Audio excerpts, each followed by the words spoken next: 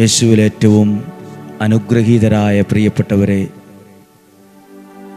സന്തോഷമായും സമാധാനമായും ഒക്കെ നിങ്ങൾ ആരോഗ്യത്തോടെ ആയിരിക്കുന്നു എന്ന് വിശ്വസിക്കുന്നു. നിങ്ങൾക്കെല്ലാവർക്കും വേണ്ടി എല്ലാ ദിവസവും ഡെയിലി ബ്ലെസ്സിങ്ങിൽ വചനത്തിലൂടെ പ്രാർത്ഥിക്കുന്നുണ്ട്.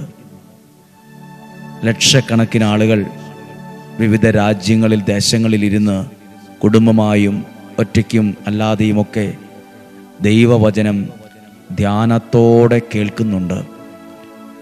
നന്ദിയോടെ ഓർക്കുന്നു, നിങ്ങളെ അനുഗ്രഹിച്ച് പ്രാർത്ഥിക്കുന്നു. ദൈവനാമത്തിൽ നിങ്ങളെ അനുഗ്രഹിച്ച് പ്രാർത്ഥിക്കുന്നു. ഇന്നു മുതൽ 9 ദിവസം മാതാപിതാക്കളാണെങ്കിലും നിങ്ങളുടെ കുഞ്ഞുങ്ങൾ കൊച്ചുമക്കൾ ആരെങ്കിലും നിങ്ങൾക്കുണ്ടെങ്കിൽ നിങ്ങളുടെ മക്കൾക്ക് വേണ്ടി ഈ വചനങ്ങളെ പ്രത്യേകം ഒന്ന് കേൾക്ക്. അവരുടെ ഭാവി അനുഗ്രഹമാകാൻ, ഒരു നല്ല തലമുറയെ ഉയർത്തിക്കൊണ്ടുവരാൻ, വളർത്തിക്കൊണ്ടുവരാൻ വചനത്തിലൂടെ സാധിക്കും. ഒരു നല്ല തലമുറയെ, ദൈവാരാധനയുള്ള, പ്രാർത്ഥനയുള്ള, നല്ല സ്വഭാവമുള്ള നല്ലൊരു തലമുറയെ ഉയർത്തിക്കൊണ്ടുവരാൻ കഴിവുള്ളവരായി ഒരു തലമുറ വരണം. അതിന് എൻ്റെയും നിങ്ങളുടെയും പ്രാർത്ഥന ആവശ്യമാണ്. ഈ ഓരോ ദിവസവും കേൾക്കുന്ന വചനവും ആവശ്യമാണ്.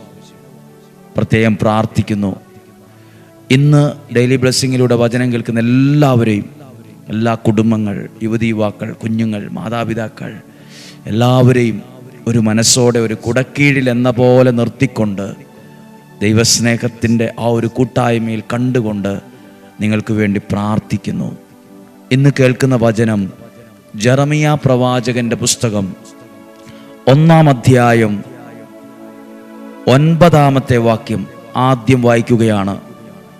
അനന്തരം കർത്താവ് കൈ നീട്ടി എൻ്റെ അധരത്തിൽ സ്പർശിച്ചുകൊണ്ട് അരുളി ചെയ്തു, ഇതാ എൻ്റെ വചനങ്ങൾ നിന്റെ നാവിൽ ഞാൻ നിക്ഷേപിച്ചിരിക്കുന്നു. ജെറമിയായുടെ അധരത്തിൽ തൊട്ടോണ്ട് ദൈവം പറഞ്ഞു, എൻ്റെ വചനം നിന്റെ നാവിൽ ഞാൻ വച്ചു തരുന്നു. അതായത് നാവിൽ വച്ചു തരുന്നത് ഭക്ഷിക്കാനാണ്, ഇറക്കാനാണ്. അതാണ് വചനം പറയുന്നത്, അങ്ങയുടെ വചനം എൻ്റെ നാവിൽ തേൻ പോലെ മധുരിച്ചു എന്നൊക്കെ പറയുന്നുണ്ട്. വചനം നിങ്ങളുടെ നാവിലെത്തിക്കുവാണ് ഈ ശുശ്രൂഷയിലൂടെ. ഇന്ന് നിങ്ങളുടെ ജീവിതത്തിൽ എത്തിക്കുവാണ്, നിങ്ങളുടെ കുടുംബത്തിൽ തലമുറകളിൽ എത്തിക്കുവാണ്. ഇങ്ങനെ വചനം എത്തിയത് കൊണ്ട് എന്തെങ്കിലും പ്രയോജനമുണ്ടോ? വചനമാണോ സ്വീകരിച്ചത് നല്ല മനസ്സോടെ, വിശ്വാസത്തോടെ, അതൊത്തിരി അത്ഭുതങ്ങളെ ചെയ്യും. നിങ്ങളെ തകർക്കാൻ ആർക്കും പറ്റാത്ത ദൈവിക സംരക്ഷണത്തിൻ്റെ ഒരു പടച്ചട്ട ഉണ്ടാവും. ഇതെവിടെയാ മനസ്സിലായി? ഈ ജെറമിയ ഉണ്ടല്ലോ, ഈ ജെറമിയായെ തകർക്കാൻ നോക്കി.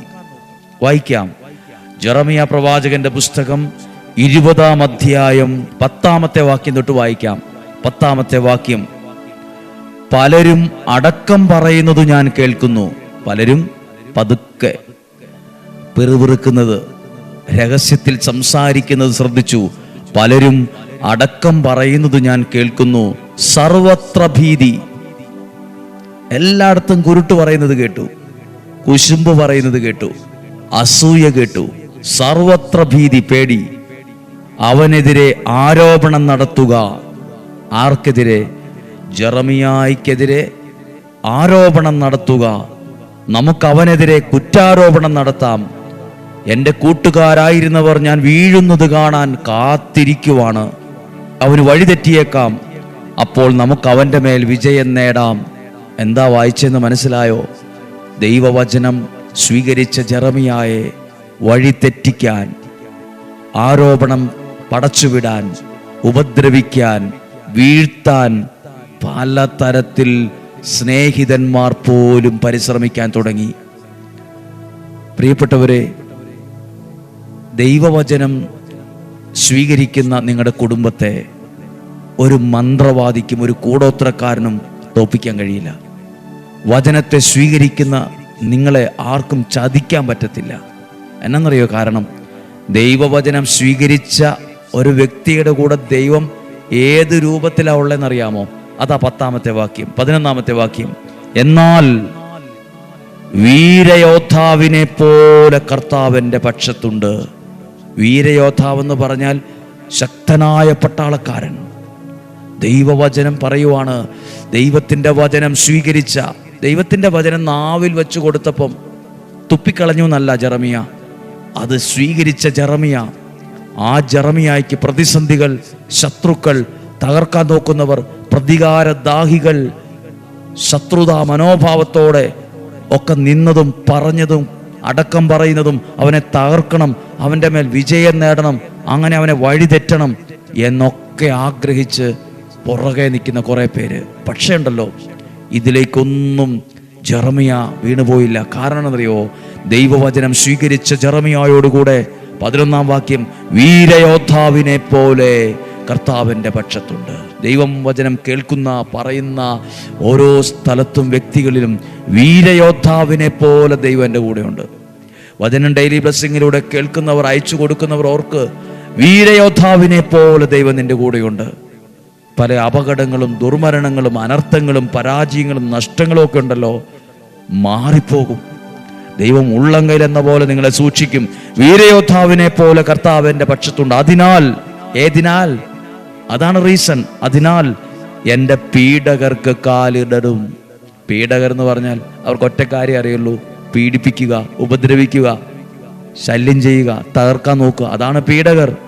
അവരുടെ കാലിടറും.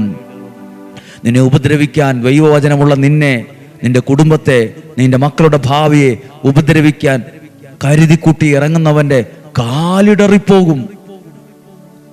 അവർ അവന്റെ മേൽ വിജയം വരിക്കുകയില്ല. കിണഞ്ഞു പരിശ്രമിച്ചാലും എന്തെല്ലാം കളികൾ ഇറത്തി നോക്കിയാലും വിജയിക്കില്ല. വിജയിക്കാതെ വരുമ്പോൾ അവർ വല്ലാതെ ലജ്ജിക്കും, നാണം കെട്ട് തല താഴ്ത്തും, ശത്രു നിന്റെ മേൽ തലകുനിക്കും. എഴുതിയിട്ടുണ്ട്, അവർക്കുണ്ടാകുന്ന നിത്യമായ നാണക്കേട് ഒരിക്കലും വിസ്മരിക്കപ്പെടുകയില്ല എന്ന് പറഞ്ഞാൽ, ഇപ്പോൾ അങ്ങ് വിജയിക്കാം, ഇപ്പോൾ അവനെ തീർക്കാം, ഇപ്പോൾ അവനെ പരാജയപ്പെടുത്താം എന്നൊക്കെയാ വിചാരിച്ചത്. ജെറമിയ ഇവിടെ വല്ല യുദ്ധം ചെയ്യുന്ന കണ്ടോ? ജെറമിയായ്ക്ക് വേണ്ടി ദൈവം പ്രവർത്തിക്കുന്നതാ കണ്ടത്. ഇതുപോലെ ദൈവവചനം കേൾക്കുന്ന, നിന്നെ സഹായിക്കുന്ന, നിന്നെ സംരക്ഷിക്കുന്ന ഒരു ദൈവം ഉണ്ടെന്ന് മറക്കല്ല്. അതുകൊണ്ടാണ് പറയുന്നത്, എല്ലാ ദിവസവും ഈ വചനം കേൾക്കണം, ഈ വചനം അയച്ചു കൊടുക്കണം.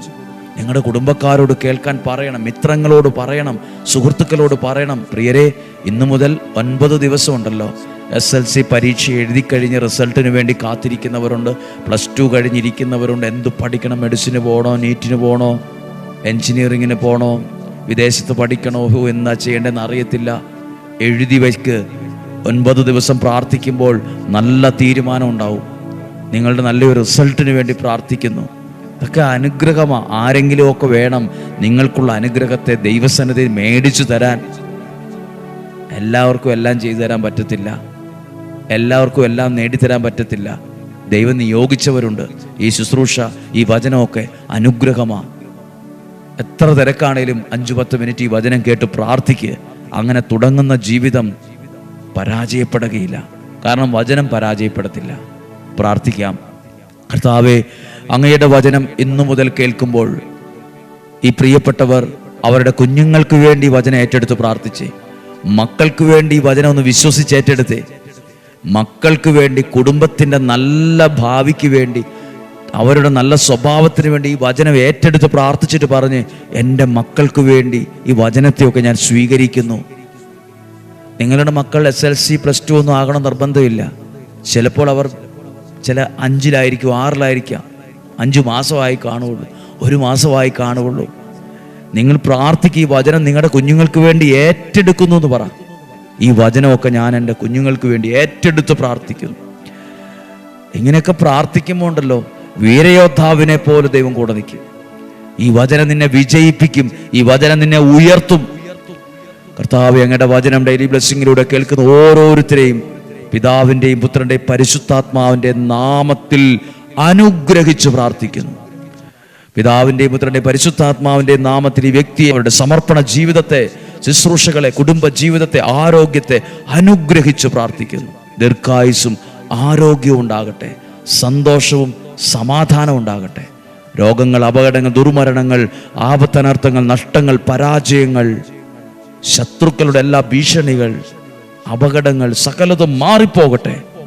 യേശുവിൻ്റെ നാമത്തിൽ നിങ്ങളുടെ യാത്രകൾ അനുഗ്രഹമാകട്ടെ.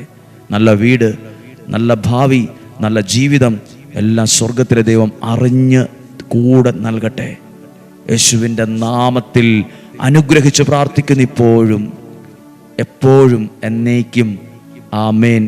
ഇന്നു മുതലുള്ള 9 ദിവസം SSLC പരീക്ഷ കഴിഞ്ഞിരിക്കുന്നവർ, +2 കഴിഞ്ഞിരിക്കുന്നവർ, +1 കഴിഞ്ഞിരിക്കുന്നവർ പ്രാർത്ഥിക്കുവാണ്. അവരൊക്കെ നല്ല ഭാവി ജീവിതത്തിലുണ്ടാകാൻ, മാതാപിതാക്കളായിരിക്കും കേൾക്കുന്നത്. നിങ്ങളുടെ പ്രിയപ്പെട്ട എല്ലാ കുഞ്ഞുങ്ങളുടെയും മാതാപിതാക്കൾക്ക് അയച്ചു കൊടുക്കണം.